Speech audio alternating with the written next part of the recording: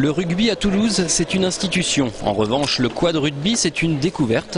Cette discipline handisport, accessible principalement aux tétraplégiques, est en plein boom à travers le monde.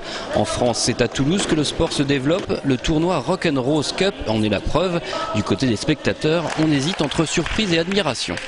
Notre premier sentiment, c'est que c'est très physique, il y a beaucoup d'engagement. C'est très dur de voir des jeunes comme ça, mais ils ont une volonté extraordinaire, formidable.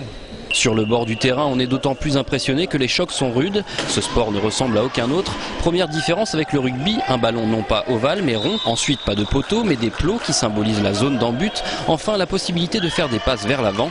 Pour les joueurs, pratiquer le quad rugby, cela change de l'ordinaire. Quand j'ai vu ça, un sport de contact en fauteuil roulant, où il y a tous les éléments du rugby qui sont réunis, l'intensité physique, l'impact, la solidarité aussi.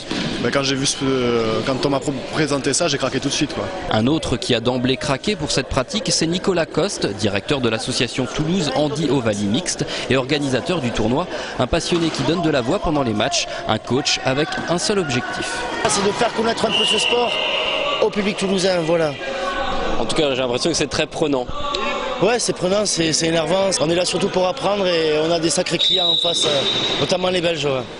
Le club toulousain s'est effectivement incliné face à l'équipe venue des Flandres, mais le plus important était ailleurs. Toulouse peut être fier d'avoir importé cette pratique dans l'Hexagone. Le tournoi se termine demain, la finale se jouera à 16 h au gymnase Arnonnet. À noter que cette discipline sera représentée aux Jeux paralympiques de Pékin.